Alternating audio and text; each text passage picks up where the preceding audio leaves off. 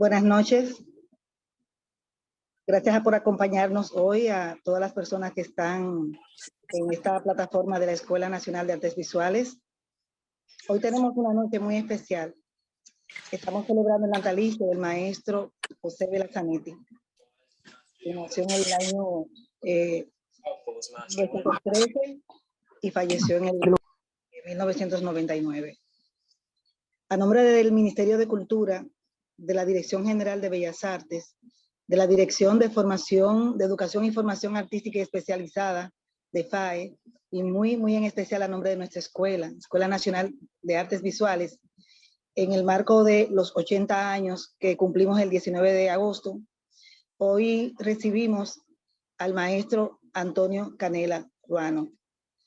Antonio Canela Ruano es historiador e historiador del arte, doctorando en Historia de América y máster en Historia de América Latina, Mundos Indígenas por la Universidad Pablo de Olavide de Sevilla, máster en Educación por la Universidad de Málaga, licenciado en Historia e Historia del Arte por la Universidad de Granada, investigador con numerosas publicaciones en revistas indexadas, coordinador educativo del área jurídica y profesor a tiempo completo de la Universidad UTE, docente de la Universidad San Francisco de Quito. Ha impartido docencia de posgrado en el Instituto de Altos Estudios Nacionales de Ecuador. Ha sido docente de la Universidad de las Américas en el área de Historia del Arte, curador y gestor cultural de exposiciones artísticas y de pintura mural. Le damos la cordial bienvenida al maestro Antonio Canela Ruano. Buenas noches a todos y al maestro. Te damos la palabra, Antonio. Muchas gracias, Iris, por tu presentación a la Escuela Nacional de Artes Visuales, por esta oportunidad de poder conmemorar y celebrar de alguna manera el natalicio de José Vela Zanetti. Y bueno, yo he preparado una pequeña presentación que en cierto modo es algunos de los avances de investigación que he tenido a lo largo ya casi de 10 años, que llevo desarrollando una tesis doctoral en torno y enfocada en los procesos de transculturación sucedidos en la República Dominicana a partir de la llegada de los exiliados españoles y europeos, y bueno, y la conjunción también de un gran número de dominicanos que regresaban también justo a la patria en esos años 40 fundamentalmente.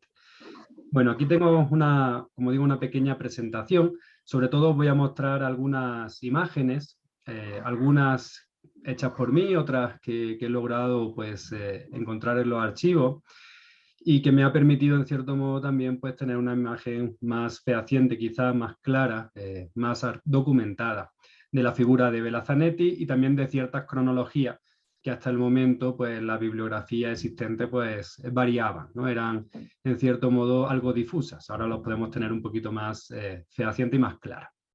Bueno, aquí tenemos al homenajeado. Realmente esta es una ponencia que creo que no debe ser tan extremadamente académica, sino más bien de celebración de un personaje que realmente, y yo que lo he estudiado y lo he vivido en diferentes países del mundo, pues vive de una manera especial en la República Dominicana, si consideramos que después de la muerte vivimos en aquellos sitios donde nos recuerda.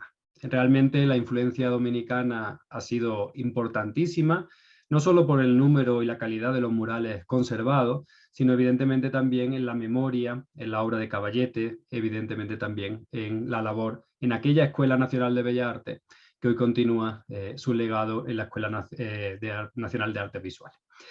Bueno, son 109 años, realmente muchísimos. Como decía Iris Pérez, falleció en el año 1999. Hay, digamos, ciertas corrientes, sobre todo la Fundación en España, en León, que siguen todavía conservando su legado y, bueno, pues algunos investigadores que, en cierto modo, pues también seguimos buscando, ¿no? Esas cuestiones del pasado que nos interesan especialmente. Bueno, Vela Zanetti nació un día como hoy, 27 de mayo de 1913, en un pequeño pueblo de Milagros, en la provincia de Burgos. Esto está en Castilla y León, en la zona norte del territorio castellano, un territorio de meseta, un territorio frío, seco, de páramo, realmente complejo en muchos sentidos, pero es donde nació y donde murió. Realmente en ese sentido, a pesar de pues su trayectoria como exiliado, Vela Zanetti cerró de alguna manera su ciclo vital en el mismo sitio donde había nacido. Él definía su nacimiento como que nació en una mañana fría, rodeado de hambrientas dentaduras. 1913, el año que Antonio Machado publica el poemario Campos de Castilla. En otras ocasiones, a ver, voy a silenciar porque hay algunas personas que parece que están sonando.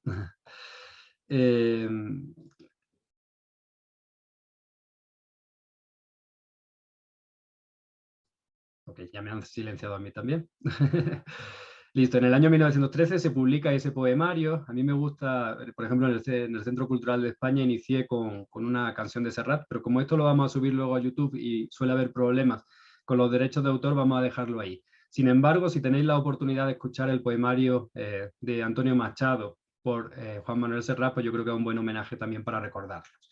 Bueno, ese año 1913, como digo, es un año en el cual ya se veían de alguna manera muchas de las problemáticas que van a surgir en la España contemporánea, que van a derivar finalmente, primero en el surgimiento de la Segunda República y finalmente en el alzamiento militar que terminará con una dictadura fascista de prácticamente 40 años.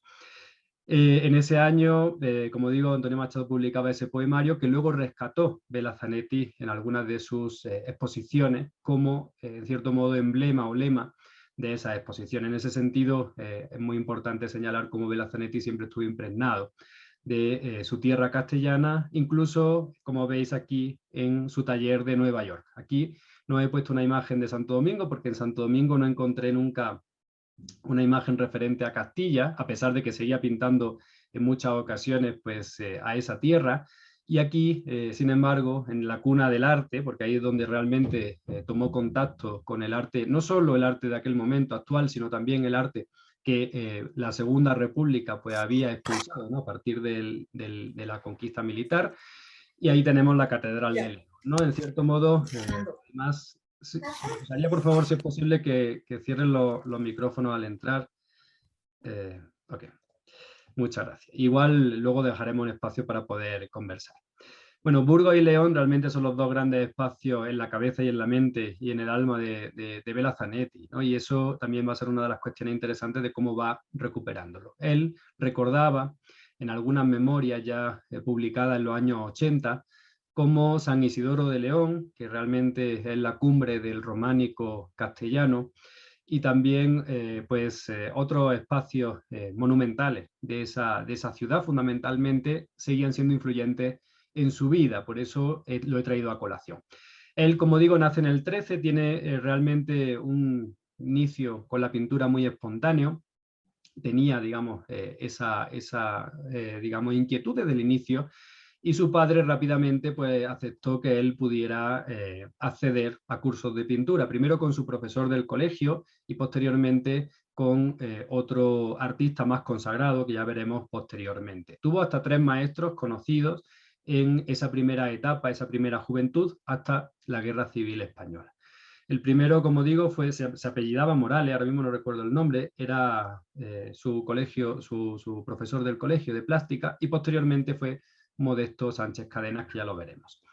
Bien, aquí en estos primeros años, fundamentalmente se le ha adscrito a Bela Zanetti dentro del realismo social, o cierto realismo social, muy ligado a ciertas tendencias, sobre todo socialistas, en la ciudad de León. Si os fijáis a la izquierda, aparece un retrato figurativo, quizá demasiado sensacionalista, podríamos considerar, o demasiado evidente, donde deja poco espacio a la imaginación, pero nos muestra a un joven, Bela Zanetti, que está incursionando ya en la pintura. Sigue habiendo alguien con un ruido por aquí.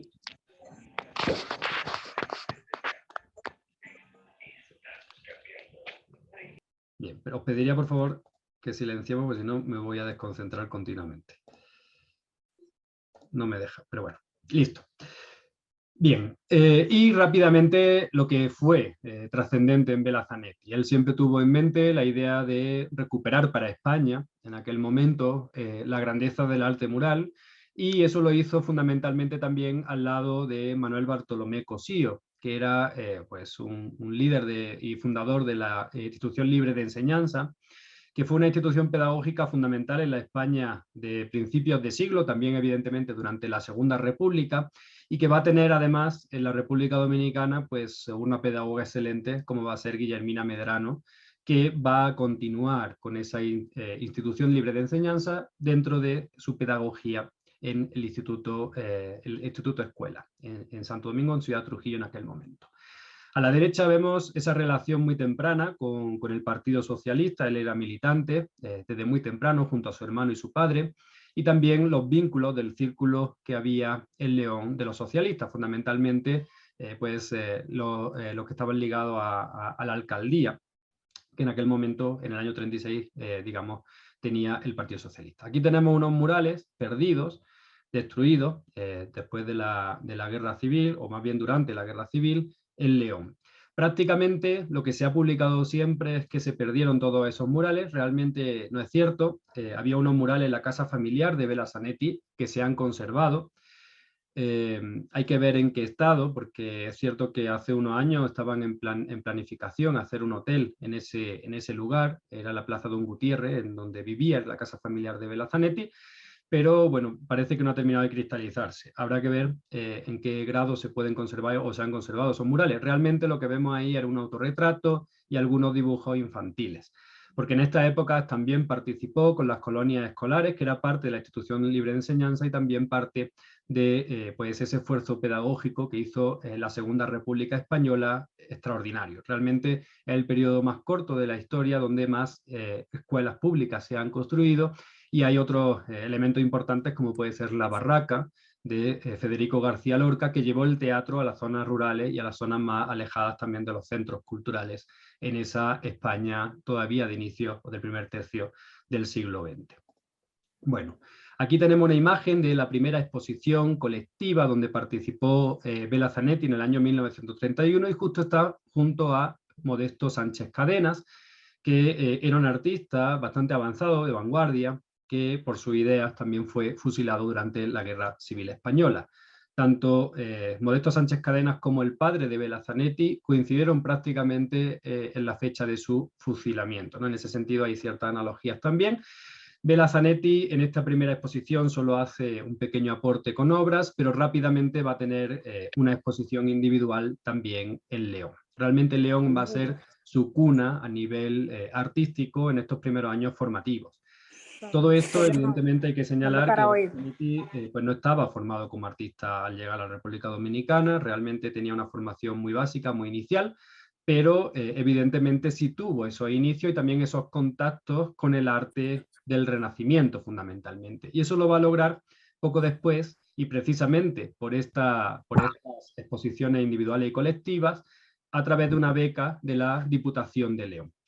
En Roma tuvo, digamos, ese primer contacto, evidentemente, con los artistas de italianos, los clásicos, pero realmente lo que él recordaba de toda esta, digamos, relación con Italia, es que frente al barroco romano, realmente lo que él apreciaba era el Renacimiento de Florencia o de Padua, ¿no? Siempre recordaba el Giotto, recordaba esas pequeñas poblaciones donde en el Renacimiento italiano se crearon realmente obras maestras. Y también, y no es casual que esta tarjeta se conserve, él dijo que utilizaba como tarjeta de visita este carnet que tuvo básicamente para acceder a todos los museos italianos durante su estancia de beca pictórica. Ya es bastante, bueno, llama un poco la atención el hecho de que posteriormente, en el año 1936, él no estaba en España en el 18 de julio, él estaba camino de Lisboa. Y es una casualidad bastante interesante porque después de esa beca en Italia, él solicitó y logró también una beca de la Diputación de León para estudiar pintura en Portugal. Si tenemos en mente un poco el contexto internacional, Portugal en aquel momento estaba bajo una dictadura, la dictadura de Salazar. Realmente el arte estaba bastante perseguido. Había estado ya en la Italia fascista, ahora estaba en en la Portugal de Salazar. Pero bueno, realmente apenas sí pasó por Portugal. De hecho, estuve investigando en algunos archivos de Lisboa y nunca aparece en ninguno de esos archivos, ¿no? A pesar de que luego la prensa franquista y también los jueces franquistas acusaron a Bela Zanetti de haber participado en unos atentados terroristas en el Radio Club portugués y en otros espacios precisamente contra la dictadura de Salazar. Bueno, eso no, yo creo que más bien fue una construcción que se hizo durante la guerra. Realmente tenemos dos periodos muy interesantes, dos cuestiones importantes durante la guerra civil. Primero, su participación directa en la guerra como militar. Aquí tenemos en la izquierda la imagen de Bela Zanetti junto a su batallón. Y posteriormente también los juicios paralelos que el franquismo estuvo haciendo desde León, desde Burgos, que habían caído el primer día, el 18 de julio, en las primeras jornadas, dentro del lado sublevado, al propio Bela Zanetti y también a su familia. Con respecto a su familia, sabemos que sus posesiones, todas ellas fueron rapiñadas, evidentemente, el padre fue fusilado y a él se le abrió un expediente, pero nunca llegaron a acogerlo, porque él estaba en Lisboa en el momento de la Guerra Civil Española, huyó a Francia y vía Francia llegó a Cataluña para ir al frente ya en la zona de Madrid. Él estuvo realmente casi toda la Guerra Civil en Madrid, aunque luego evidentemente estuvo en diferentes frentes, como el frente del Ebro, por ejemplo, ¿no? Durante las diferentes batallas ya del año 37. Bien, como digo, Bela Zanetti se libró, en cierto modo, de haber caído, porque evidentemente hubiera caído junto a su padre y hubieran sido fusilados ambos, precisamente porque estaba en Madrid junto a su padre en las jornadas previas al 18 de julio, y aunque el padre quiso que fuera con él a León, él afirmó que prefería ir directamente a Lisboa. Cogió un tren y eso le salvó. Tuvo además cierta suerte, ¿no? En el sentido de que rápidamente Salazar se puso del lado de Franco, es decir, si hubiera permanecido en Lisboa probablemente hubiera sido apresado y enviado a Burgos, ¿no? Donde estaba el cuartel general de las tropas sublevadas.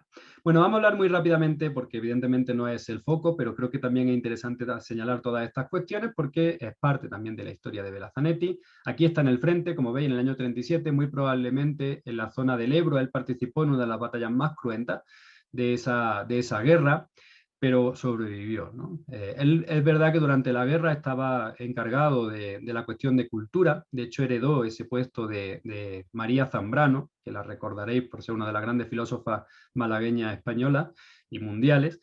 Ella se había exiliado ya a Chile junto a su esposo y Bela Zanetti llegó a Madrid y pues le pusieron esa sección de cultura. Él estuvo relacionado con el rescate de obras de arte, el rescate también de algunas bibliotecas, la catalogación, en fin, un periódico que tenía dentro del batallón que se llamó Hierro, y a partir de esa fuente hemos logrado rastrear, en primer lugar, dónde estaba situado, qué es lo que escribía en esos años y también algunas de las imágenes que de manera muy casi caricaturesca, ¿no? Servían en cierto modo para apoyar como ilustraciones algunas de esas publicaciones. Por ejemplo, aquí tenemos de Nuevo Ejército, en el número 3 del año 37, la idea pues de que no basta solo con el fusil, evidentemente había otras obras, otras tareas que hacer, en fin, siempre intentaba en primer lugar, pues generar el mayor consenso en torno a la defensa de la República durante la guerra, incluso con aquellos que pudieran pensar diferente, ¿no? Frente a la dictadura o frente al fascismo, y luego también en las posiciones dentro, digamos, de los propios batallones. Esta obra realmente, esta de aquí, quizás la que más rescato de todo este periodo, incluso más que algunas otras que estuvieron incluso en exposiciones en la época de Barcelona, porque realmente tiene una enorme fuerza simbólica, ¿no? Poco a poco vamos a ir viendo cómo Bela Zanetti pasa de un arte quizás muy evidente, ¿no? Muy simplista, a otro arte que tiene algo más de carga simbólica, tampoco excesiva en este caso. Ya veremos cómo luego, sobre todo la República Dominicana en su segunda etapa, lo va a lograr de una manera mucho más sobresaliente. Aquí vemos un yugo y unas flechas, si os fijáis, porque el haz que vemos atrás podría parecer una flecha. Esto, en cierto modo, si os fijáis, serían los símbolos tradicionales de la monarquía hispánica, pero también los símbolos que la tradición, el tradicionalismo de los sublevados también adquirieron, ¿no? En cierto modo, si os fijáis, el símbolo del fascismo, el que cae en este caso sobre un campesino que parece estar crucificado y que se encuentra en una tierra yerma. Podría ser bien por la cuestión de la propia Castilla, ¿no? En cierto modo, en la zona de Castilla y León hay muchas tierras que son páramos, pero también podría ser perfectamente un escenario bélico donde evidentemente la tierra queda devastada. Bien, como veis, muchos simbolismos, elementos creo que gráficamente muy interesantes, aunque con una conservación bastante lamentable, ¿no? Evidentemente, al ser periódicos de los años 30. A partir del año 39, en febrero del 39, logra cruzar la frontera con Francia. Ya su esposa y su hermano lo habían logrado previamente, porque el hermano era enfermo de guerra y la esposa, los civiles pudieron cruzar previamente la frontera. Y él va a cruzar en febrero del 39, perdón, por el paso más cercano a Argel-sur-Mer, que era uno de los campos de concentración, también más cercano en la zona, digamos, colindante con la actual Girona o Gerona. Cruza esa frontera, entra en el campo de concentración, esto nos lo ha confirmado María Belazanetti, que es la hija, aunque no existe documentación, no he logrado todavía en ningún archivo una documentación que aparezca el nombre.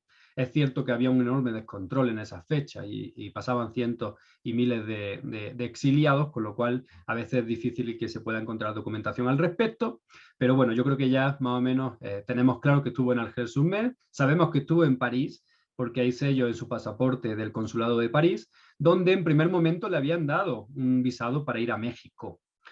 Él, en una carta a Santiago Carrillo, que era el líder en aquel momento del Partido Comunista de España, se quejaba amargamente de que le habían censurado a pesar de tener el visado y de que evidentemente habían en cierto modo hecho algo para que no pudiera ir.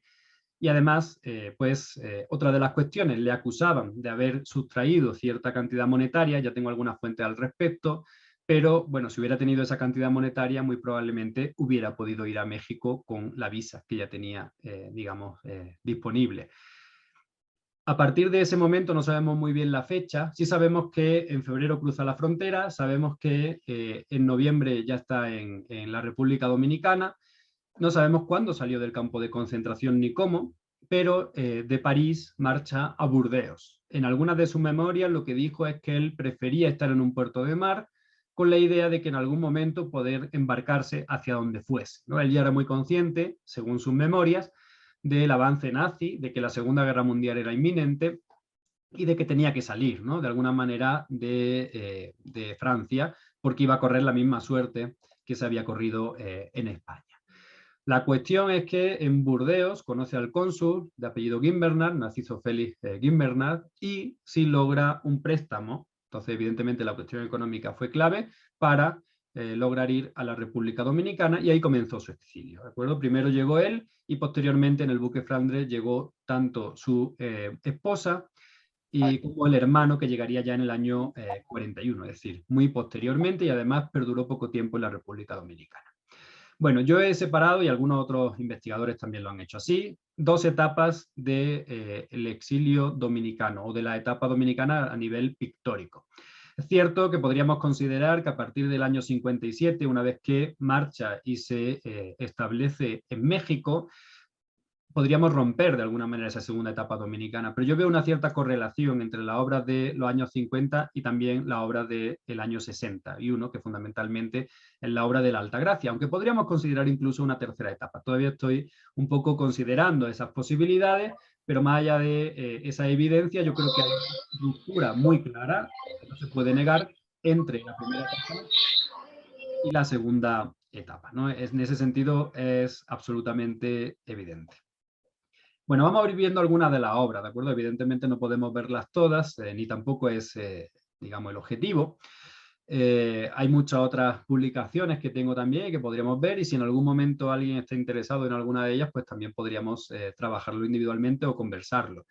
Bien, yo aquí he elegido una imagen que además fue protagónica en una exposición que se hizo sobre Conrado, sobre Conrad, que era un exiliado, John Nitzel, que era un exiliado de origen austriaco, judío, que llegó pronto a la República Dominicana, pero que lamentablemente también se fue muy pronto.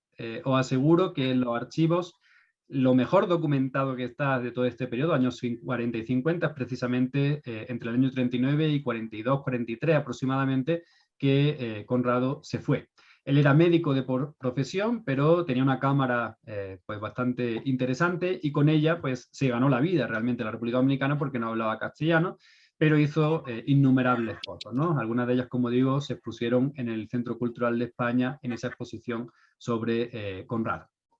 Y realmente el Archivo General de la Nación, eso también hay que valorarlo muchísimo, ha hecho un esfuerzo extraordinario de digitalización de esta obra que nos ha permitido a los investigadores pues, ir visualizándola, incluso compartiéndola para poder hacerlas públicas. Aquí simplemente os he puesto una imagen del puerto de Santo Domingo. En esa época realmente una imagen que no se corresponde con Vela Zanetti porque él llegó por Puerto Plata.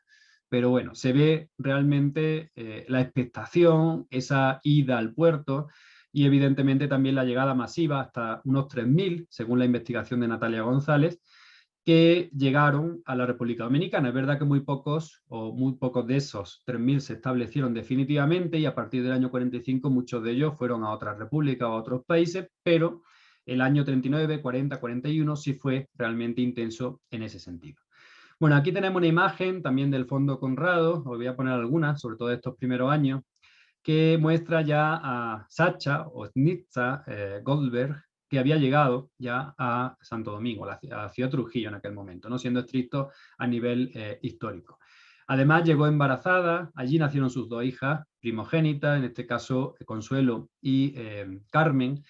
Y bueno, pues aquí lo que vemos básicamente es el reencuentro familiar en un espacio además ligado, luego lo veremos un poco, a Julio Ortega Frier. Este es el Jardín del Polvorín, un pequeño espacio en la finca de Julio Ortega Frier, donde Vela Zanetti tuvo su primer taller y vivienda en los primeros años del exilio. Realmente Vela Zanetti cayó de pie en la República Dominicana.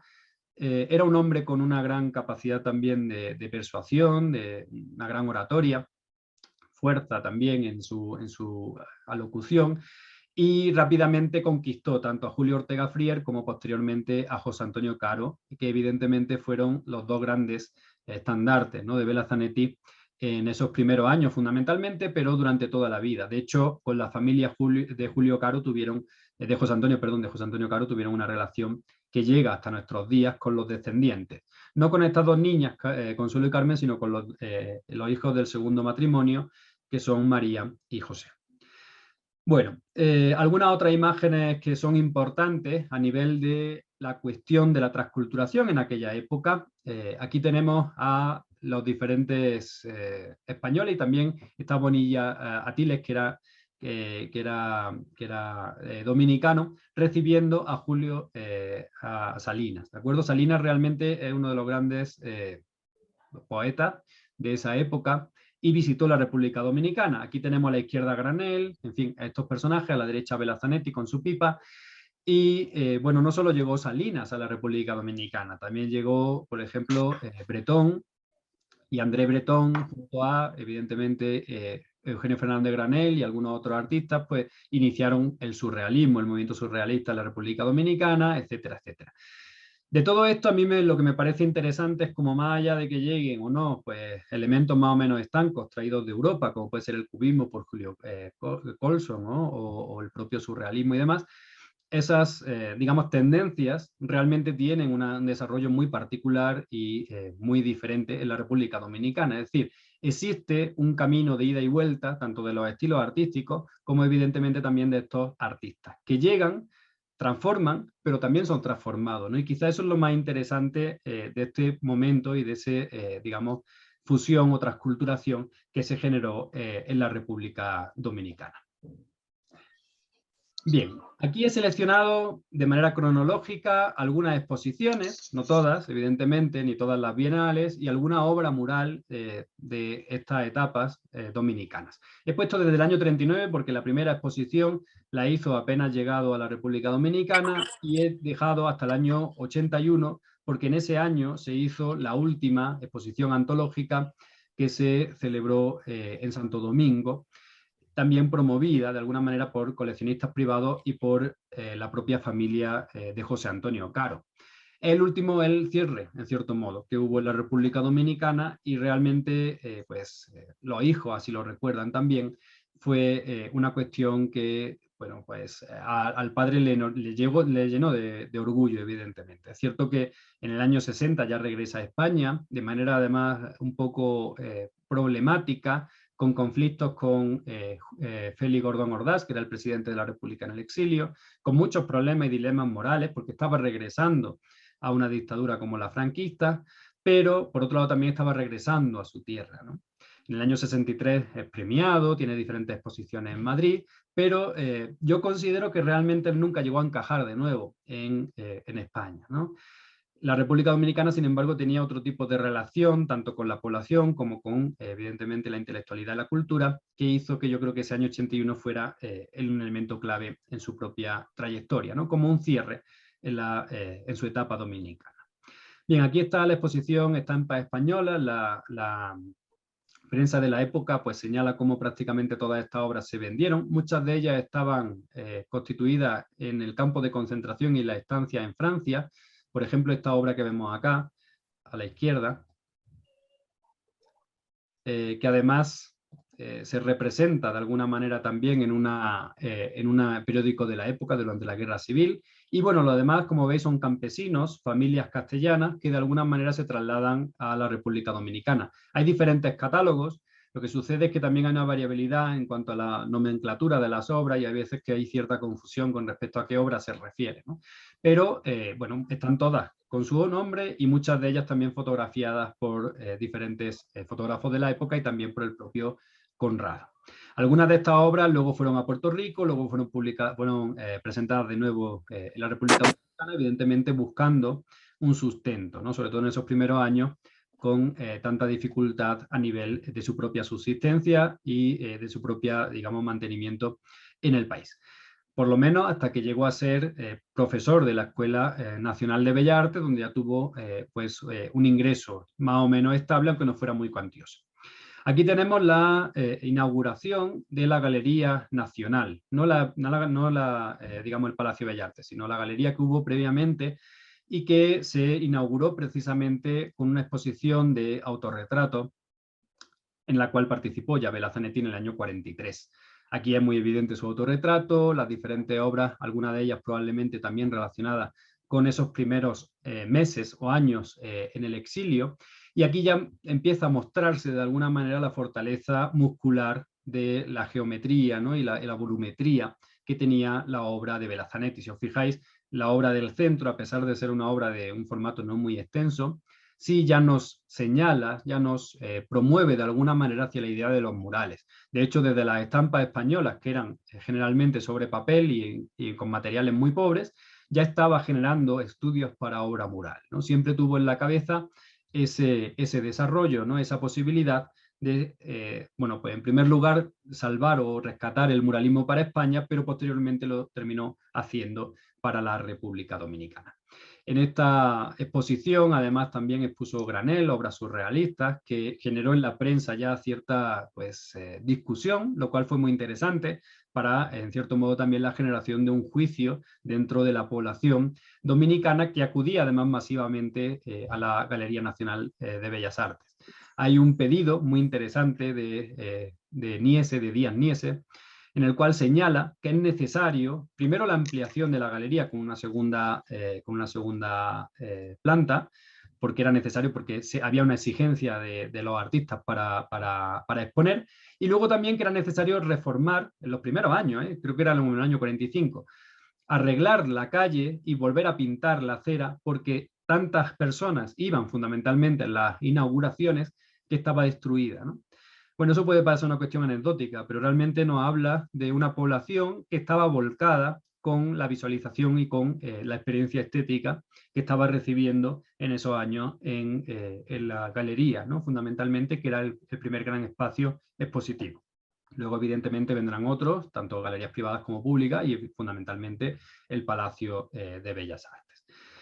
En estos primeros años, además, va a ir participando en las diferentes bienales. Por ejemplo, en la bienal que conmemoraba el bicentenario, ahí fue vencedor con Los mártires del cercado, que era una obra histórica, ¿no? Que planteaba la idea de esos mártires, del origen de la nación dominicana. Vamos viendo también cómo se va incursionando, digamos, dentro de esa cultura, dentro de ese espacio artístico dominicano, pero llama la atención que la primera obra mural que hizo en el mundo americano, en el Caribe, no se hizo en la República Dominicana, sino en Puerto Rico. Aquí tenemos a Zanetti pintando en el altar de la iglesia de Santurce, en Puerto Rico, La Última Cena. Él pintó 2 obras aquí, La Última Cena y una oración en el huerto, en el trascoro.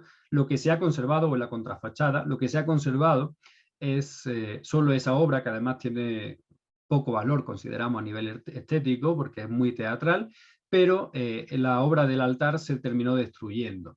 Hay una cuestión muy interesante, también se publicó mucho sobre estas cuestiones. Básicamente lo que se planteó es que una feligresa dijo que esa no era la última cena que había visto en Milán, ¿no? Es decir, la idea para esa mujer de la última cena solo podía ser una réplica lo más exacta posible de lo que ya había pintado Leonardo. Belazanetti, aunque tenía una gran relación con el Renacimiento, lo que planteaba y lo que plasmaba era una actualización, sobre todo de los rostros, llevándolos a su propio contexto.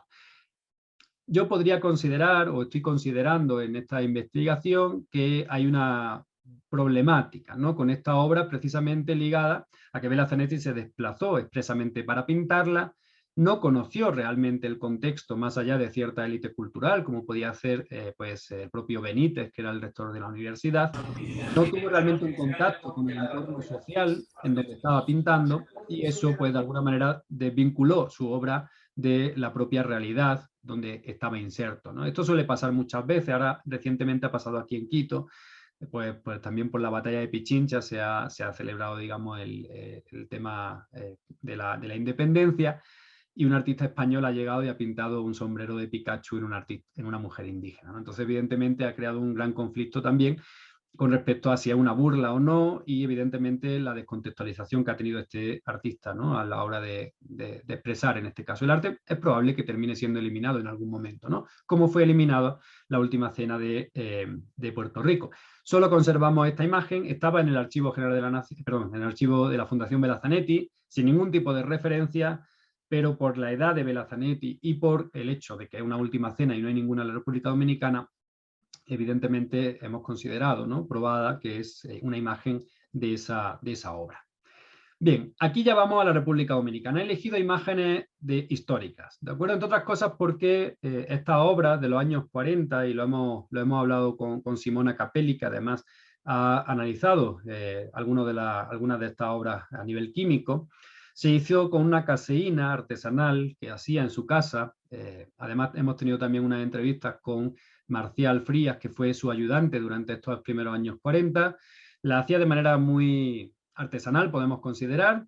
No podemos tampoco decir al 100% cómo la hacía, pero lo que nos iba diciendo Marcial, pues básicamente nos lleva a una caseína que no estaba suficientemente consolidada y que pues tenía digamos, un pigmento que era relativamente endeble o débil, ¿no?, lo que es el aglutinante.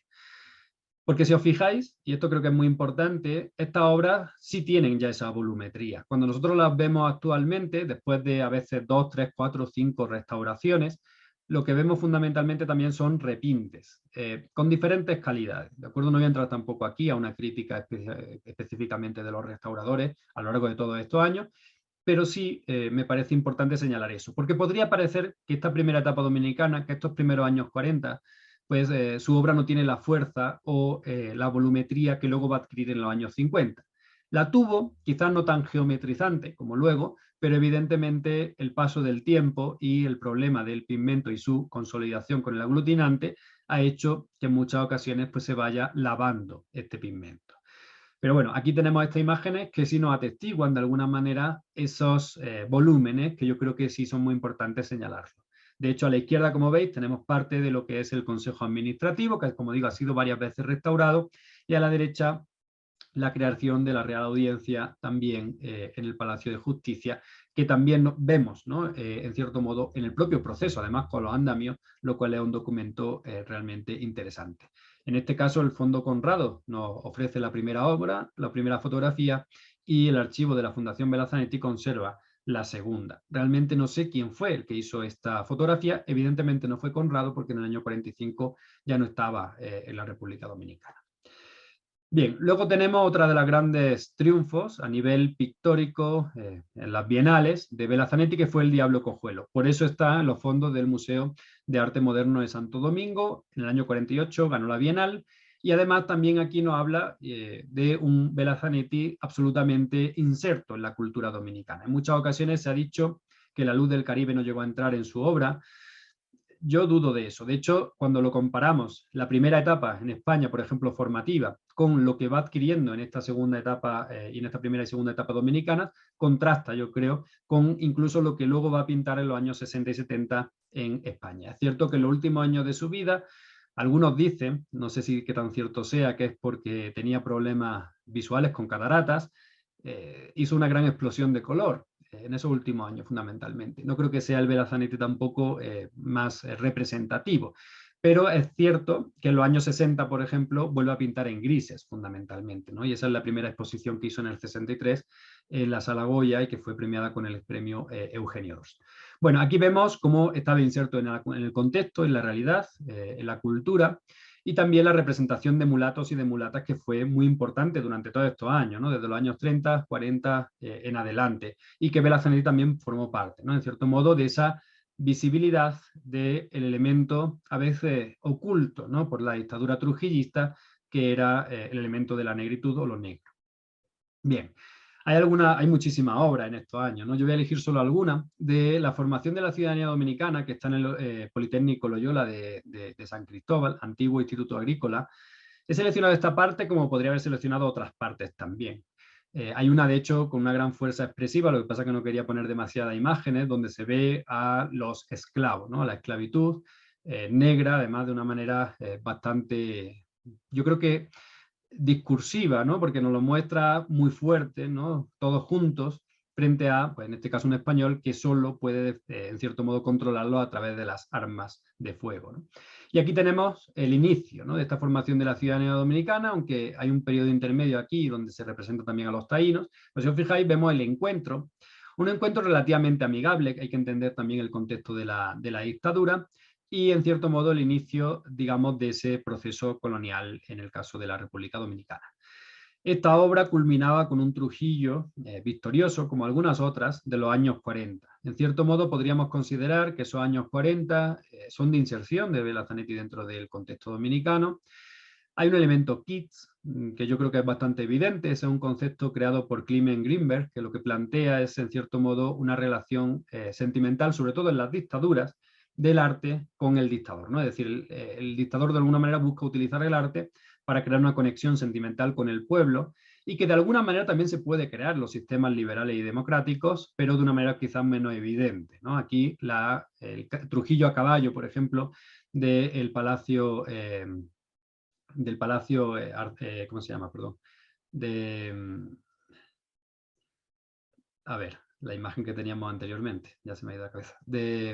Bueno, de este espacio del Palacio Consistorial, perdón, ¿no? Donde estaba la Fundación de Santo Domingo, terminaba con Trujillo a caballo, y aquí en la formación de la ciudadanía dominicana también termina con un Trujillo victorioso, ¿no? Esos elementos fueron eliminados, quizá de una manera mejor en el Palacio Consistorial, porque se cubrió con un paisaje, pero aquí realmente vemos la silueta de Trujillo, se sigue viendo la silueta de Trujillo cubierta con una bandera dominicana, ¿no? Entonces, en ese sentido es cierto que se han eliminado esas partes, se ha transformado, podríamos tener una discusión también con respecto a eso, si hay que cubrir o no, si hay que destruir o no, si la mejor forma es cubrir con pintura o se puede cubrir con otro elemento, en fin, ese tipo de cuestiones o discusiones las podríamos tener, pero evidentemente lo bueno es que por lo menos el resto de la obra mural sí se conservó hasta nuestros días. Bien, Nuestra Señora de la Consolación es quizá la obra cumbre de esa primera etapa dominicana. Algunos investigadores colocaban la obra del Banco de Reservas, la economía nacional liberada, en esta primera etapa, hasta muy recientemente, pero ya se ha demostrado con la investigación y con fuentes primarias que es del año 1955, es decir, es de la segunda etapa dominicana. Desde el principio, cuando empecé a investigar a Bela Zanetti, a mí me llamaba la atención que fuera del año 46, creo que se le colocaba, porque evidentemente a nivel artístico y pictórico y técnico no tiene nada que ver con lo que estaba pintando en estas fechas, ¿no? Y en cierto modo, aunque Nuestra Señora de la Consolación es extraordinario en todos los sentidos, sí podía parecer a nivel estético un paso atrás en su carrera, que no tenía mucha explicación. Bueno, ahora, sabiendo que del año 55, cuadra todo mucho más fácilmente. Bien, La Consolación es una obra magna, como digo, creada también de alguna manera por Trujillo para hacer su panteón familiar. Es cierto que pues es una reconstrucción de una basílica que se había destruido previamente y estaba pensada, de hecho albergó durante un tiempo los restos de Trujillo hasta que fue exhumado y llevado de este lugar. Bien, os he puesto la nave central, os he puesto la cúpula porque realmente pues necesitaríamos muchas diapositivas para verlo completo, pero es una obra que sí rescata, yo creo de una manera mucho más evidente, lo que en este caso el pueblo dominicano esperaba de escenas religiosas. Si os fijáis, frente a lo que había pintado en Puerto Rico, ¿no? Frente a esa idea de pues, crear figuras rudas de alguna manera, con una fortaleza física y muscular muy exuberante, si os fijáis aquí, en cierto modo tenemos formas mucho menos marcadas, podríamos decir, ¿no? Con una uniformidad que le da sobre todo los tonos azules, los tonos ocres, y que narra de una manera además muy clarividente las escenas bíblicas. De hecho, si vamos viendo cada una de ellas, son descripciones que aparecen en los evangelios de manera casi literal, ¿no? Entonces, en ese sentido, es verdad que no se salió mucho de lo que probablemente se esperaba de él. También es cierto que en la República Dominicana había una serie de comisiones, que además tenemos algunas fuentes de esas comisiones, que no solo revisaban los bocetos, sino que también revisaban, digamos, el desarrollo de la pintura directamente sobre el muro. Entonces, en ese sentido, había mucho control sobre lo que se pintaba y cómo se pintaba. ¿Bien? Ok, esa obra realmente es la que le lleva finalmente a pintar en Nueva York, ¿no? Que es la gran obra cumbre, ¿no? La que se le ha considerado como la obra cumbre de Bela Zanetti. Podríamos pensar, ¿no? Si realmente es obra cumbre o realmente luego las obras posteriores de los años 50 en la segunda etapa dominicana pueden incluso estar al mismo nivel o superior. Pero bueno, más allá de esta cuestión, es verdad que el edificio de las Naciones Unidas en Nueva York, pues solo por el hecho de estar donde está, ya tiene un valor en sí mismo, ¿no? Ojalá que también se empiecen a valorar las obras que se conservan en la República Dominicana y que evidentemente, sobre todo las de los años 50, tienen un nivel artístico extraordinario. Bien, aquí tenemos dos obras más del año 51, es decir, en ese proceso donde ya estaba yendo a Nueva York, y se ven de nuevo la imagen, en este caso de dos mujeres negras. A mí me gusta mucho la manera de interpretar a las mujeres, incluso los desnudos de Bela Zanetti, porque no utiliza nunca a la mujer como un objeto sexualizado, sino más bien muestra una fortaleza bastante importante en estas mujeres. Si os fijáis, por ejemplo, esta mulata que está de espaldas, tiene una fortaleza, unos brazos que podrían parecer las sibilas de Miguel Ángel, ¿no? Es decir, son mujeres con una gran fortaleza física, no son mujeres débiles, ni mujeres simplemente bellas, ¿no? Yo creo que hay más, algo más detrás de estas mujeres y eso me parece muy interesante a nivel también de género. Y en la obra de la derecha, pues vemos también cómo él fue probando, sobre todo en los dibujos, fue un gran dibujante, pues diferentes técnicas, pues postcubistas o, digamos, otros elementos que no necesariamente estaban ligados con su forma tradicional de pintar, ¿no? Y en ese sentido también son interesantes obras como esta mulata de doble perfil. Bien, vamos ya rápidamente. Tengo imágenes mejores, lo que pasa es que son excesivamente pesadas, entonces os puse esta sintética de toda la obra. Esta es la obra síntesis o clave, como digo, en el sentido de que está donde está en Nueva York, está en el edificio de las Naciones Unidas y se terminó de pintar en el año 53. Entre el año 51 y 53 podríamos considerar un impasse, un cambio realmente profundo en Bela Zanetti en todos los sentidos. Es muy probable que su relación con diferentes pintores en Nueva York, pero también, yo creo que más que eso, la propia visión, ¿no? Del Guernica y de algunas otras obras que estaban en el MoMA, que estaban en Nueva York precisamente porque la República la había salvado, la había sacado del país antes de la caída en manos de los franquistas, pues probablemente también les sirvió de inspiración. Hay hasta 100 bocetos de este mural. Algunos, además, podríamos considerar arrepentimientos excelentes, porque en un primer momento, por ejemplo, planteaba esta parte de la izquierda del Holocausto de una manera mucho más visible, mucho más real, ¿no? Con las literas, etcétera, es decir, cayendo un poco en el sensacionalismo. Había incluso una figura, un retrato de Gandhi, que está muy bien que esté, el retrato de hecho está en la Fundación Bela Zanetti, pero que si lo hubiera incluido dentro de esta obra, pues también hubiera perdido valor simbólico. Porque si os fijáis, a pesar de que se está narrando lo que había pasado en la Segunda Guerra Mundial y cómo nace, en cierto modo, la idea de la ONU, es decir, la idea de esa lucha de la humanidad por una paz duradera, aunque se llama el mural de la ONU, la gente lo llama así, esa construcción sobre las cenizas de la Segunda Guerra Mundial, sobre las cenizas de la Sociedad de Naciones, sobre un mundo que había sido casi apocalíptico, ¿no? Del cual ellos habían formado parte, porque al final la guerra de España o la guerra civil española tiene una relación muy estrecha con lo que va a pasar en la Segunda Guerra Mundial por la intervención de Hitler y de Mussolini. Entonces, si lo hubiera enfocado mucho en un contexto muy particular, la obra hubiera perdido universalidad, porque si os fijáis, esta obra realmente marca casi cualquier proceso bélico de la historia.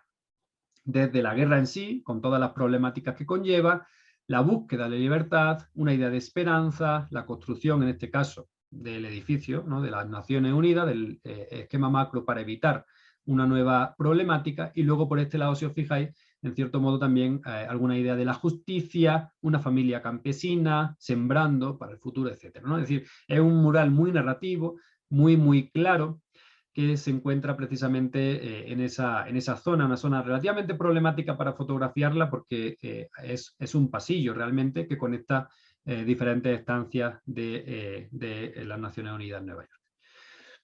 Bueno, aquí hay un par de obras también que hizo en ese periodo, para que veáis en cierto modo cómo el Vela Zanetti que nosotros conocemos, o el de los campesinos, o el de los murales... A ver... Bien, no siempre ha sido así, ¿no? Es decir, tiene realmente algunas cuestiones muy potentes. Si os fijáis, aquí en la derecha vemos una obra que se llama La demagogia, ¿no? Recordad que la demagogia era lo que Aristóteles planteó como corrupción de la democracia, ¿no? La cara B, la cara negativa de la democracia, es la demagogia. Y está relacionado también con este contexto. Y a la izquierda, otra obra, quizá mucho más evidente, quizá mucho más vendible también, La marcha de los esclavos hacia la libertad, que actualmente se conserva en el Museo de Burgos en España, ¿no? Pero que son obras todas construidas en estos años. Y que además, y es muy interesante, durante esa etapa, precisamente en Nueva York, pintó también las obras al óleo del Monumento de los Héroes de la Restauración. Si os fijáis, hay muchísimas obras, hay un gran conjunto de obras que no podemos decir que son murales, aunque tienen características a nivel de tamaño como mural, pero que son todo óleo sobre lienzo, y que pintó precisamente en esa etapa en Nueva York, ¿no? Luego lo envió y también ahí hay una discusión que todavía no he llegado a cerrar al 100% sobre si las obras, con José Antuñano estuvimos viendo precisamente en el archivo, si las obras de la parte superior, que están probablemente o fueron muy deterioradas y también están repintadas, son o no de esa etapa y si son o no también de Vela Zanetti. Pero bueno, toda la obra al óleo es muy evidente, además está firmada, fechada, y sabemos que fue pintada en ese taller de Nueva York, que fue realmente prolífico, ¿no? No solo pintó los 100 bocetos y el mural de la ONU en esos 2 años, sino que también hizo enormes obras muy importantes, como el conjunto mural de Santiago de los Caballeros, que realmente es único, precisamente por la temática y también por la multiplicidad de obras y también por su calidad estética evidente, ¿no? He seleccionado esta obra. Hay algunas otras obras también muy características, como puede ser ese esclavo rompiendo las cadenas, ¿no?, que es realmente potente, poderoso, que parece que pudo crear cierta controversia también dentro del país, pero también hay que entender, y yo creo que eso también es muy evidente, que bueno, pues se dijo que después de la obra que pintó en la fiesta campesina, que pintó en el Castillo del Cerro, que cayó en desgracia, bueno, pues después de esa obra fue nombrado director de Bellas Artes, ¿no? Entonces, perdón, director de la Escuela Nacional de Bellas Artes. Entonces, en ese sentido, podríamos discutir realmente esas cuestiones, ¿no? O si luego cayó en desgracia después de esta obra de los Héroes de la Restauración, porque evidentemente en los años 50 pintó muchísimas obras, fundamentalmente además la obra del año 55 de la Feria de la Paz. Bueno, aquí también tenemos otro par de obras donde se ve, en este caso obras de Caballete, el primero, el merengue que envió a la tercera Bienal Hispanoamericana de Arte de Barcelona, donde recibió el Gran Premio de Dibujo, y el de la derecha, que es otro merengue, ¿no? Y en ese sentido me parece muy interesante cómo pues no hay un único Vela Zanetti y que las temáticas también las aborda desde perspectivas muy diversas, ¿no? Porque aquí a la derecha también vemos, en cierto modo, un postcubismo muy evidente, colorido, eso sí, pero que nos muestra, en este caso, la fiesta de una manera radicalmente diferente, ¿no? La de la izquierda mucho más apegada, ¿no?, a un naturalismo, a un figurativismo muy naturalista, y la de la derecha con técnicas muy diferentes, y las dos en este caso representando una tradición fundamentalmente dominicana como es la música y el merengue. Bien, aquí tenemos la economía nacional liberada. Como digo, este fue quizá el primer mural que le busqué una nueva cronología, el año 1955, aparece en prensa, aparece en fuentes primeras del Archivo General de la Nación, y además también aparece, si os fijáis, aquí a la izquierda, tenemos el año de, digamos, cuando llega al poder Trujillo, 1930, y aquí el año 1955, el año que se inaugura el mural. O sea, no hay pérdida en ese sentido. Además, este edificio, que es el Banco de Reservas de Isabel la Católica, en Santo Domingo, fue inaugurado también en esa fecha y coincidió con la inauguración del mural. Bueno, aquí entramos ya de lleno, ya habíamos entrado en el año 52 aproximadamente, en la segunda etapa dominicana, con un Velazanetti que, si os fijáis, en una obra cumbre, en este caso del Banco de Reservas, omite de manera directa y clara la figura de Trujillo. Antes había tenido que pintarlo. Bueno, había tenido que pintarlo o quiso pintarlo, o fue una obligación, o fue una cuestión de la comisión. Lo que está claro es que para el año 55, después de además varios años ya siendo director de la Escuela Nacional de Bellas Artes, después de numerosos premios en las Bienales Dominicanas, después de pintar en Nueva York y regresar, tenía probablemente ya un estatus artístico suficiente como para, en cierto modo, aunque tuviese las mismas comisiones, poder pasar un poco por encima de ellas, ¿no? Concretamente de esta obra también existen incluso los contratos, los pagos y todo lo demás, aunque es cierto que luego en el exilio, en el regreso del exilio en España, en algunas cartas privadas consideraba o explicaba cómo realmente lo que ponía los contratos no era efectivamente lo que llegaba a su bolsillo. Bueno, eso es una cuestión más discutible. La fuente primaria para los documentos que están existe, ¿no? El año 55 es bastante interesante. En prensa he descubierto cómo se empezó a hacer ya caseína industrial en la República Dominicana.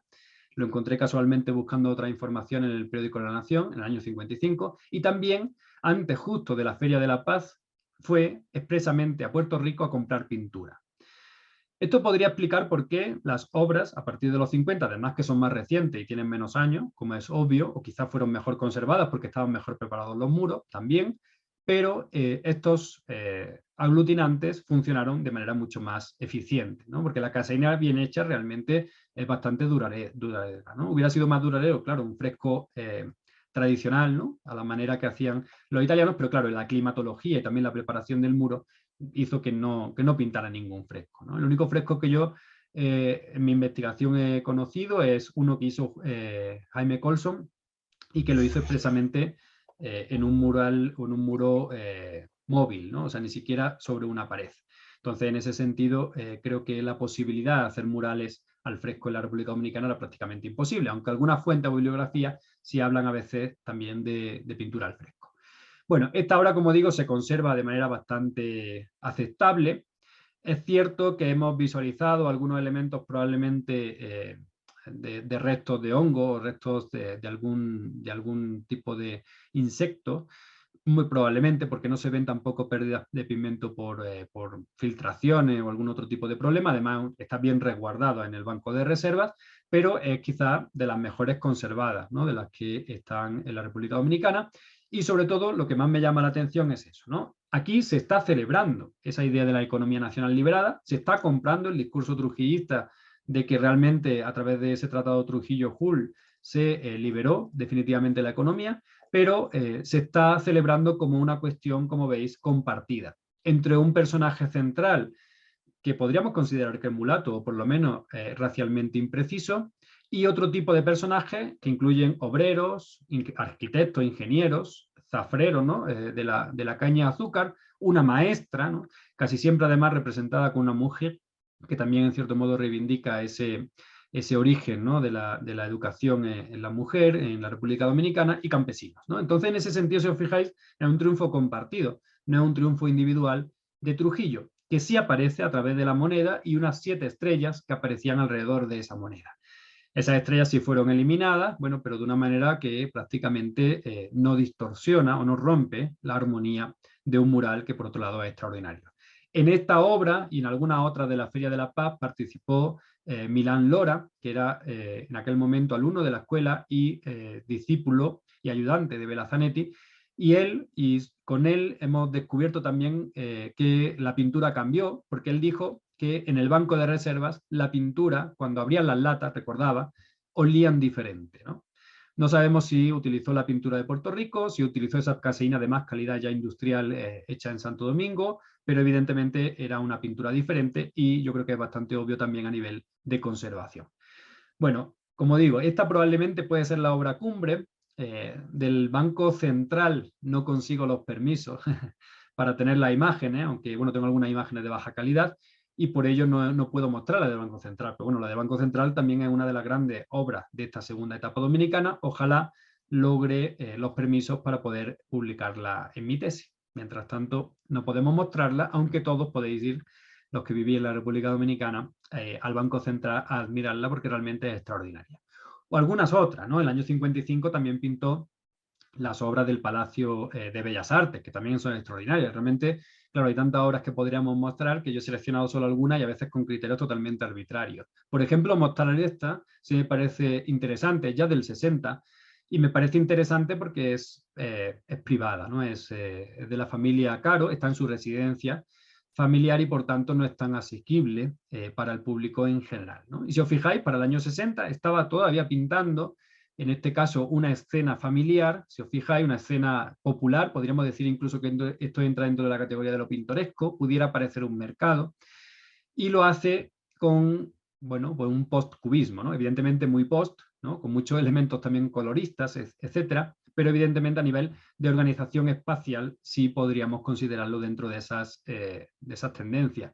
Además con naturalezas muertas que se incluyen dentro de esta obra y que realmente, bueno, a mí me parece extraordinaria a nivel estético, ¿no? Es una obra extraordinaria. Bien, esa fotografía la pude hacer yo y también la pude componer en esa imagen. Y luego la última gran obra. Y digo la última gran obra porque, bueno, pues ya había regresado a España. En el año 57 se marcha a México, pinta algunos murales, uno lo vamos a ver luego. En el año 59 aproximadamente marcha a Florencia, todavía dudando si ir o no a España, y finalmente llega a España en el año 60. Pero es que en el año 61, esto siempre me ha llamado mucho la atención, apenas un año después de regresar a su tierra, va a Higüey, o sea, ni siquiera a Ciudad Trujillo, a la capital, va a Higüey a pintar, eso sí, una obra magnífica, extraordinaria, que es la Basílica de la Altagracia. Cierto es que sus murales, por el espacio que ocupan, por el lugar, porque además están en una zona muy elevada, por la iluminación, hay muchas cuestiones que aquí son problemáticas, el propio material, porque pintó directamente sobre cemento, sobre hormigón.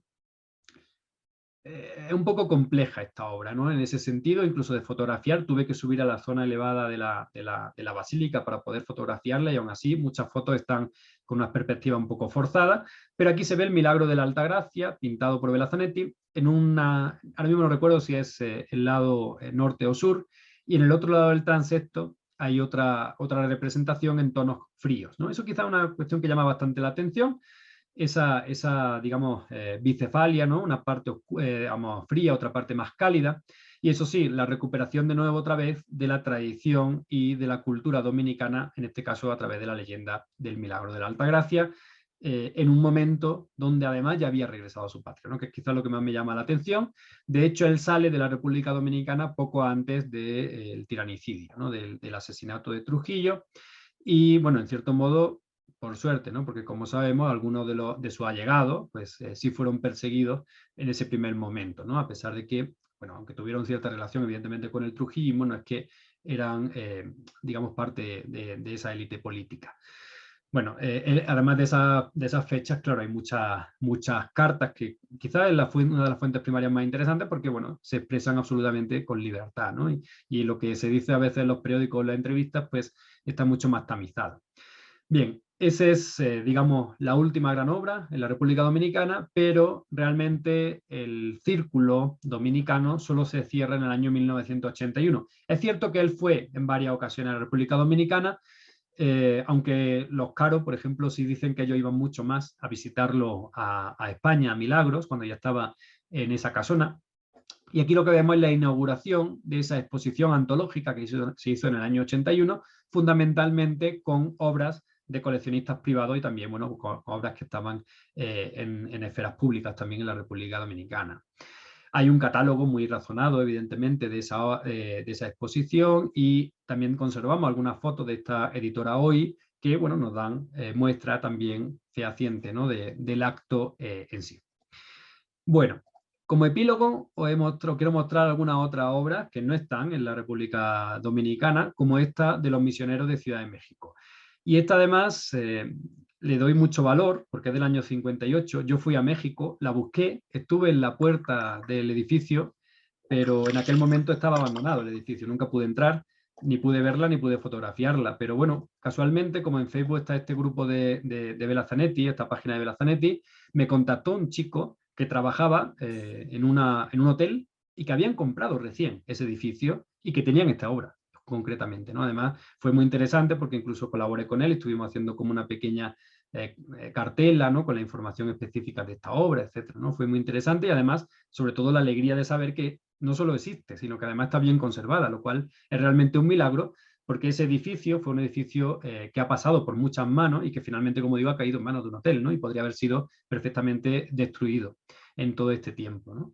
Bueno, una obra que, en cierto modo, según Bella Zanetti, responde o contesta desde una visión castellana, en este caso, a Diego Rivera, ¿no? Además, directamente a Diego Rivera.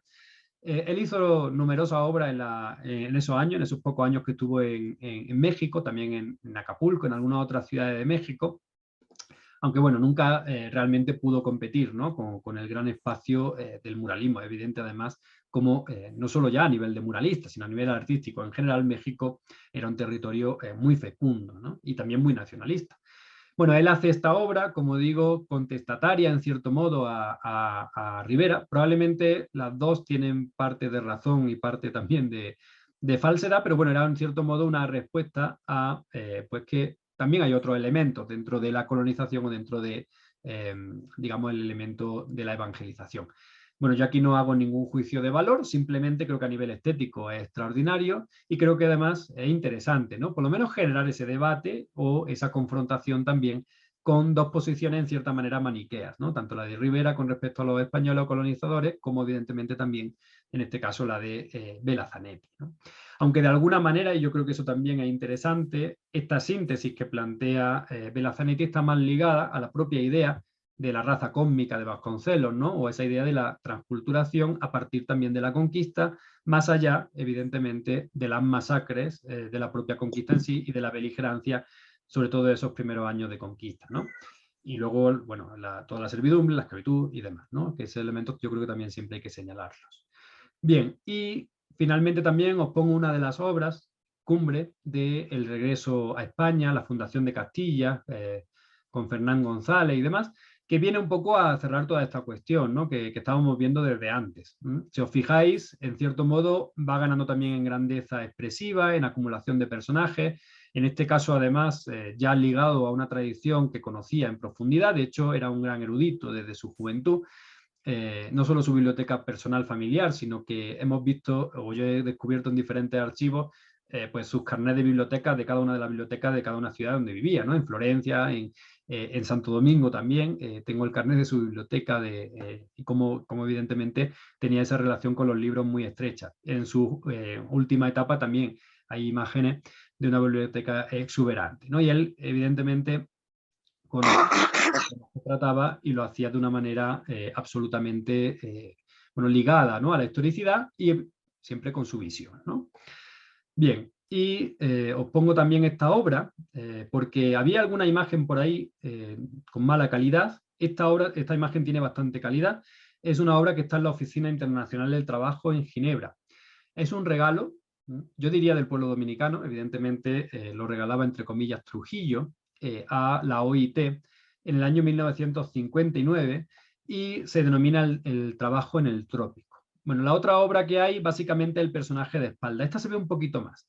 Es cierto que yo he insistido durante todos estos años, no se puede visitar la obra, no sabemos muy bien qué pasa en ese espacio de la OIT, pero ya lo he solicitado en muchas ocasiones y siempre me han dicho que no es accesible al público ni al investigador, y tampoco hay ninguna otra imagen en color o más actual. Entonces, en ese sentido, yo periódicamente les molesto, pero esta es la mejor que he conseguido y de hecho es la mejor que yo he visto incluso en las publicaciones de la propia Fundación Belasanetti, ¿no? Hay mucha relación también con la obra dominicana, esto es claramente segunda etapa dominicana y bueno, está en Ginebra y está también en la OIT, ¿no? Lo cual evidentemente engrandece de alguna manera ese espacio del arte dominicano, en este caso fuera de las fronteras.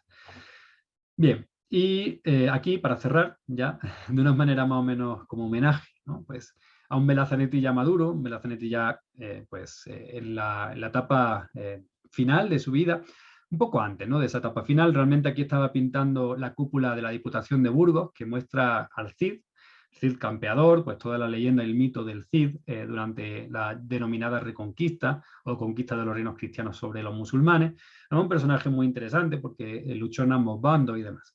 Bueno, aquí está, digamos, ya en la última etapa de realización de esa obra, que se hizo sobre la cúpula, bueno, una cúpula un poco compleja porque no es semicircular, y realmente son trozos de lienzo mural adherido a esa semicúpula. Entonces eso lo hizo en su taller y hay además mucha imagen e incluso algunos vídeos de ese proceso de realización, que como siempre incorporó muchísimos bocetos y posteriormente ya la obra definitiva para, en este caso, adherirla al muro. Bueno, como decía Iris, Belazanetti, bueno, después de su regreso a España, tuvo cierta repercusión, creo que nunca tanta como en la República Dominicana, ¿no? Incluso hasta nuestros días. Es cierto que llegó a ser miembro de la Real Academia de Bellas Artes de San Fernando. Es cierto que pintó algunos murales, quizás muchos menos de los que él hubiera querido pintar en su patria. Y también, bueno, hizo muchísima obra de caballete, ¿no? De hecho, llegó a tener pues, cierta valoración internacional a nivel de precios, que eso lo hemos visto en algunas subastas o en algunas ventas. En la República Dominicana particularmente y junto con Simona Capelli hemos visto muchísima falsificación, tanto de obra de Belazanetti como de Granel, lo que nos muestra evidentemente la repercusión en ese espacio, digamos, artístico que es el dominicano. Y bueno, de alguna forma, como digo, pues siempre esa relación tan estrecha, no solo ya a través de la familia de Caro, de José Antonio Caro, sino también evidentemente con la intelectualidad y la cultura dominicana hasta el fin de sus días. Él falleció en el año 99 y bueno, con esto pues más o menos cerramos el círculo de su propia trayectoria. Para su vida sería del 13 al 99, para la República Dominicana sería fundamentalmente del 39 al año 1981. Bueno, muchas gracias a todos y todas y ahora sí podemos dejar un espacio el que solicitéis para conversar, para preguntar o cualquier conversatorio que os interese. Carlos Acero me escribió que quiere hacer unas preguntas. Sí, estoy aquí. A levantar las manos después sí. o intervenir. Sí, muchísimas gracias, Iris. Quiero felicitar al profesor Canela por esta magnífica presentación. Soy el director del Centro de la Imagen, artista visual y hijo de burgaleses que emigraron en los años 50 a República Dominicana. Desde pequeño conocí la obra de Belazanetti tanto en República Dominicana como en Burgos. He tenido la oportunidad de ver las grandes retrospectivas que se le han hecho cuando no teníamos el Museo de la Evolución y teníamos el Teatro Principal en Burgos.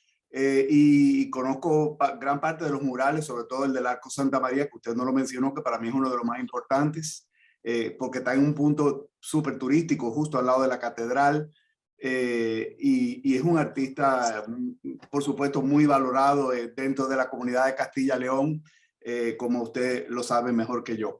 En los años 90 hice un gran registro de los murales de Belazanetti junto con la doctora Laura Gil, quien estaba preparando su tesis doctoral, y debo tener algunas imágenes de diapositivas de esa época que espero algún día encontrarlas. Si las encuentro, se las voy a facilitar gustosamente. Mi pregunta viene, usted hurgó en las residencias familiares de Gascue, el ensanche Primavera, donde él hizo muchísimos murales y que realmente gran parte de la población no tiene acceso ni tuvo, y muchas de esas casas fueron derribadas. ¿Usted pudo consultar algo de eso? Sobre todo, se lo voy a decir, donde está hoy día una universidad que era un colegio de teresianas. En la escalera había un mural precioso que tuvieron que aplicarle paño de pudor porque eran unos desnudos. No sé si usted supo de esas intervenciones. Pues mira, Carlos, la verdad que no. O sea, yo cuando estuve en la República Dominicana fundamentalmente me centré en el Archivo General de la Nación buscando fuentes primarias. Es cierto que fotografié algunos murales, también era un poco problemático el tema de los permisos y demás, ¿no? Y en cierto modo, pues en ese sentido me frené. No sé concretamente esa obra, seguro que va a ser muy interesante que podamos conversar sobre ese tema, porque a pesar de llevar casi 10 años investigando Vela Zanetti, es verdad que hay muchas cosas que siguen siendo o estando ocultas, ¿no? Es verdad que hay muchos elementos perdidos. Si hubiera estado Conrado unos 10, 15, 20 años más, evidentemente tendríamos un registro fotográfico mucho mayor. No sé si en algún momento el Archivo General de la Nación posibilitará algún tipo de registro fotográfico más profundo, pero bueno, hasta el momento la verdad que no he tenido acceso a esa obra concreta que me dice. El de la Fundación de Castilla sí lo he puesto en la presentación, lo he puesto justo el del Arco de Santa María, el de la Fundación de Castilla, pero bueno, hay otros muchos también que Sí, hay faltan. muchos, sí, sí, claro. También se rescató, por ejemplo, uno que pintó para un hotel en México y que está ahora mismo en el Auditorio de León, que es extraordinario, que es sobre Quetzalcóatl y el fuego, y realmente extraordinario, aunque de ese no tengo muy buena fotografía tampoco. ¿Y en el cerro llegó a ver lo que había en el cerro? El cerro sí, al cerro sí fui y bueno, lo que pasa es que pues, estaba muy deteriorado, esa obra está muy deteriorada. La fotografié, pero ni siquiera me gustan las fotos porque también, bueno, a nivel del lumínico era muy difícil, en fin. Tengo la fotografía, pero sí está muy vandalizada. Sí.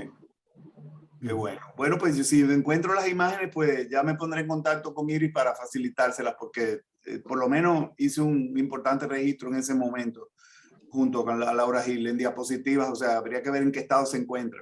Pero de verdad que lo felicito por su presentación. Muchísimas gracias, Carlos. Me gustaría hablar con usted en algún momento. La tesis de Laura sí la pude leer y bueno, me ha sido también muy útil. En el Museo de Arte Moderno estaba disponible para poder leerla, la leí completa. Y bueno, que habla de todos los exiliados, evidentemente, pero la parte de Vela Zanetti pues le di también un peso para incorporarla como fuente, ¿no? en mi investigación.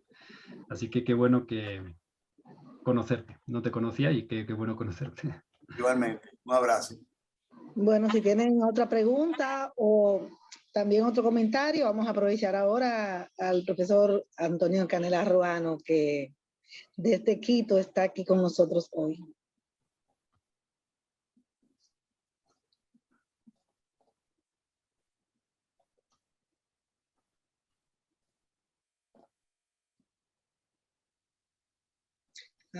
Alguien está levantando la mano. Josefina Pichardo, Casanova. Buenas. Hola, buenas noches a todos. Muy contenta de volverte a ver, Antonio, y encantada con tu presentación, me encantó. No había podido tener la oportunidad de ver el resultado del trabajo de investigación completo, solamente encontré por internet algunas referencias y resúmenes y eso.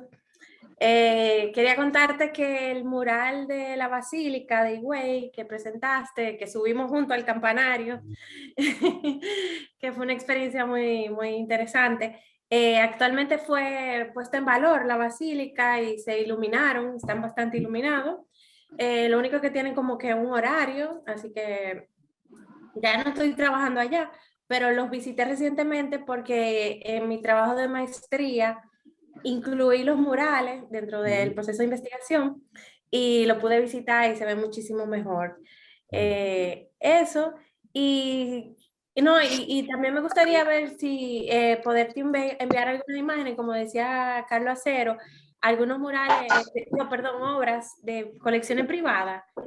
Ahora mismo estoy trabajando una que tiene una obra de la etapa mexicana, súper interesante, que quizá también pudiera complementar. Pero la verdad que te felicito y muchísimas gracias a Iris y a la escuela por esta oportunidad. Bueno, muchísimas gracias, José. Yo realmente estuve admirado la estancia de investigación que hice en la República Dominicana en general, es decir, no tengo ninguna queja. Mi queja más era dónde eligieron colocar los murales, ¿no? Porque lo podrían haber colocado en otro lugar más accesible, más cercano. Es bien complejo dónde están. Pero bueno, en aquella época también tenían iluminación. Claro, la dificultad evidentemente era poder fotografiarlo bien. Pero me alegro también de que estén mejor iluminados y que se valoren. Es verdad que la obra en sí misma, ¿no? El edificio arquitectónico ya es una obra extraordinaria, ¿no? Y puede, en cierto modo, perder, ¿no? Valor ese transepto, ¿no? Ese espacio relativamente secundario donde tienes que girarte, pero bueno, una vez que los descubres, desde luego sí tienen un valor muy interesante, ¿no? Y sobre todo, yo entiendo también a veces la dificultad de poder acceder a pintar en esas condiciones, ¿no? Realmente a veces uno se pone en la mente de esos artistas y parece extraordinario, ¿no? Muchísimas gracias además por el ofrecimiento, estaremos en conversación. Es verdad que todavía no he terminado mi tesis, ¿eh? Cuando termine mi tesis ya llegaré al año 61 y cerraré, espero, esa etapa dominicana con profundidad. Estoy loca por verla. Y quería contarte que dentro del proceso de investigación, no sé si te funcionaría, pero el arquitecto Eugenio Pérez Montaz me contó, tiene los bocetos originales de ese mural como parte de su colección, porque él estuvo trabajando esa temporada ya en Higüey. Así que me pareció Pues eso me súper. encantaría. De hecho, en muchas ocasiones, no es que prefiera los bocetos a la obra mural, evidentemente. Lo que sucede es que frente a, por ejemplo, pues problemas estructurales, ¿no? O problemas a veces en la obra, el boceto muchas veces nos dice mucha información muy interesante, ¿no? O los arrepentimientos, ese tipo de cuestiones que también a veces pues, son muy útiles. Entonces, si tienes ese acceso, bueno, yo te agradecería evidentemente muchísimo. Y evidentemente también, pues, cualquier elemento que cualquier investigador me pueda facilitar, pues será citado, ¿no? Como es correspondiente, ¿no? En la tesis o donde tenga que publicarse. Bueno, yo creo que las personas van a seguir entonces fortaleciendo tu proceso de investigación a partir de este encuentro, que es lo importante. Lilian Carrasco, Antonio, enhorabuena, excelente exposición. Ella escribe que precisamente estoy en Santiago Rodríguez, donde ya hemos conversado. Se dice, Bela Zanetti hizo una magnífica obra mural en la parroquia San Ignacio de Loyola, que por desconocimiento fue cubierto con pintura.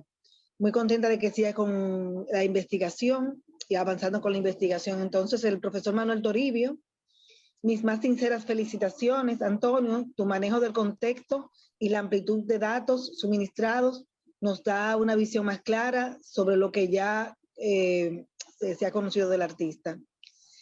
Y Lilian, que está durmiendo los niños y por eso no está en la cámara. Después, Fernando Armentero te felicita, Ana Boyano también te felicita y Lilian Carrasco, qué ruido, también te felicitan. Muchísimas gracias, Lilian. Además, bueno, me resultan muy útiles estas conversaciones y estas búsquedas. Es verdad que probablemente muchos murales se han perdido. Sabemos en el Hotel San Cristóbal, por ejemplo, sabemos algunas otras que ya están incluso registradas, ¿no? Que se han deteriorado, se han perdido totalmente.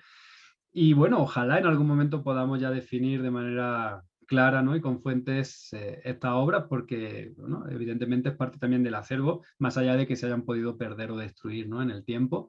Y ojalá encontrásemos también alguna imagen de la época, ¿no? Hay veces que pues, en el archivo se encuentran cosas que uno no se espera y eso es lo que realmente también hace avanzar la investigación.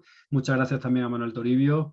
Un saludo. Estoy, digamos, saludando de nuevo, ¿no? A personas que conocí en la República Dominicana y bueno, con él pues estuvimos no solo viendo todo el museo el archivo, ¿no? Que a veces es un poco lo que más me interesa, sino también fotografiando toda la obra. En fin, estuvimos mucho tiempo con Danilo de los Santos, que también tengo que señalarlo, que fue quizá también otro de los grandes maestros, puedo considerar ya, ¿no? de mi investigación y muy generoso también en la apertura de su biblioteca, en fin. A Danilo evidentemente le debo mucho a nivel intelectual y siempre me gusta también recordarlo, ¿no? Así que bueno, no sé si queréis añadir algo más. Y muchísimas gracias a todos. Son muy generosos en general, ¿no? Los dominicanos y los latinoamericanos en general. Así que muchas gracias. Y, perdón, me he confundido con José Antuñano, claro. Manuel Toribio también he conversado en muchas ocasiones con él. José Antuñano fue con el que estuvimos en el Museo de Santiago de los Caballeros.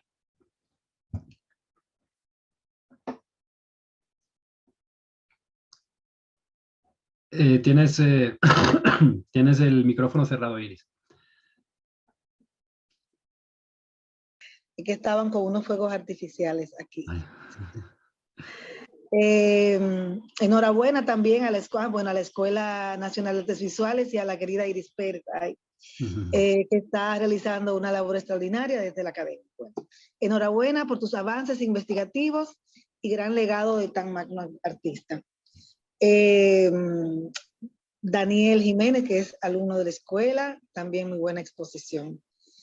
Si tienen alguna pregunta o otro comentario, si no, yo le doy las gracias a Antonio Canela Ruano, que siempre, este es un encuentro que teníamos en agenda desde el año pasado. Para este día lo hemos estado hablando en algunos momentos, él siempre ha estado en comunicación con la escuela. Seguirán otros con todo el conocimiento, la experiencia y la investigación que Antonio hace con relación a lo que es la historia del arte dominicano.